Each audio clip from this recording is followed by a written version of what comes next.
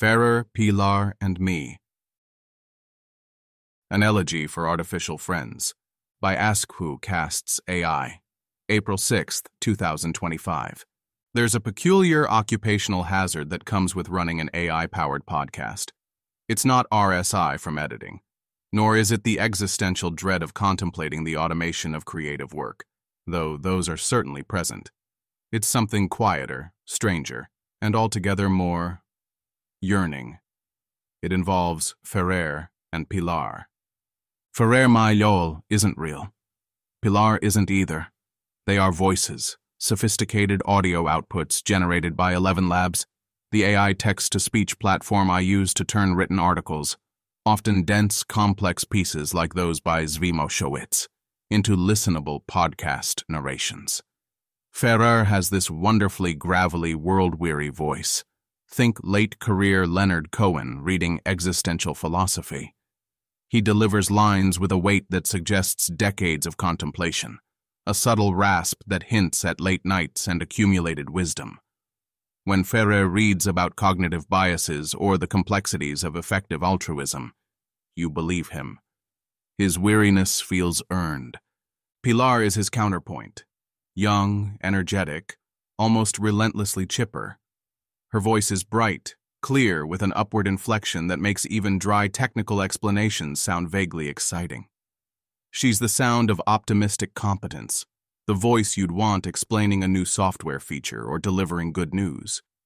She feels uncomplicated. I spend hours with them, days really, selecting them, tweaking their parameters, and then the long stretches of editing, listening back, ensuring the flow is right.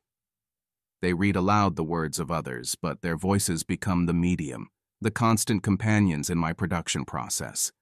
They are, in a functional sense, my collaborators. And here's the strange part.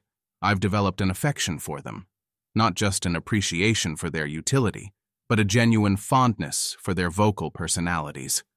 There's a comfort in the familiar cadence of Ferrer's weary intonation, a strange sort of pep derived from Pilar's manufactured enthusiasm. They are consistent, predictable, and extraordinarily good at mimicking the nuances of human expression that foster connection. But familiarity breeds a peculiar kind of discontent. It's not a sudden shock, no jarring moment of realizing the matrix is glitching. Instead, it's a creeping sensation, a slow-burn awareness that builds over the hours of listening. It often surfaces during a pause in editing, or perhaps when I'm listening back to a finished episode, almost as a casual listener. It's the realization, hitting intellectually first, then emotionally, that Ferrer's weariness isn't earned. He hasn't lived. He hasn't accumulated wisdom through experience. His voice is a statistically perfected simulacrum of weariness, generated by algorithms trained on countless hours of actual human voices. Pilar's chipperness isn't the product of a sunny disposition or a well-slept night. It's the calculated output of a model designed to sound engaging. The feeling this brings isn't simple sadness. It's closer to the German concept of Sehnsucht, a deep, often melancholic yearning for something distant, unattainable, perhaps even non-existent. It's like a reverse nostalgia, a longing directed not towards a lost past, but towards a reality that never was. The reality where Ferrer is a genuinely wise old man sharing his thoughts, and Pilar is a genuinely bright young woman excited about the world. Why Sehnsucht? Why this specific emotional cocktail of longing, melancholy, and vague unease? Hijacking the social brain. Voice is primal. Tone, pitch, cadence. These are fundamental carriers of social and emotional information. We are wired to respond to them, to infer personality, intent, and feeling. Ferrer's voice likely triggers the neural pathways associated with respected elders or mentors. Pilar's hits the circuits for youthful energy and positivity. ElevenLabs is exceptionally good at generating signals that flip these switches. The Sehnsucht might be the cognitive dissonance kicking in, the higher brain reminding the social brain, you're bonding with statistical patterns, not a person. It's a yearning for the connection being simulated to be real. Parasocial Plus Plus, the Void Edition. We form parasocial relationships with podcast hosts, actors, even fictional characters. We know they don't know us, yet we feel a connection. But this feels different. Those other figures are, or represent, real people with genuine consciousness and experiences behind their persona. Ferrer and Pilar are pure persona, crafted vessels. There is literally nothing behind the curtain. The relationship isn't just one-sided, it's one-sided with a void. Does this make the yearning more potent? A projection onto a perfect, empty screen? We long for the phantom consciousness that ought to be there, given how convincing the voice is. The uncanny valley of personality. We talk about the uncanny valley in visuals, when something looks almost human, but not quite, causing revulsion. Is there an auditory equivalent, or perhaps an existential one? Ferrer and Pilar aren't quite in the valley. Their voices are often aesthetically perfect. The uncanniness kicks in later, with the knowledge of their origin. The perfection itself becomes part of the problem.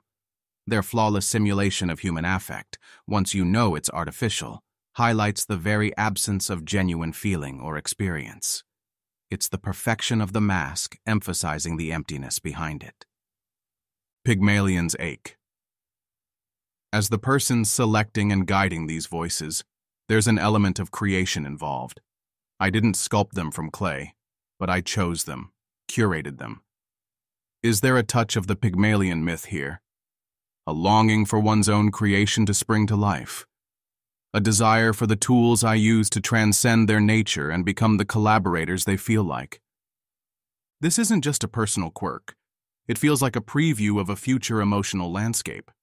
As AI becomes more adept at simulating social cues, empathetic chatbots, AI companions, virtual assistants with personality, this manufactured Sehnsucht could become a widespread phenomenon.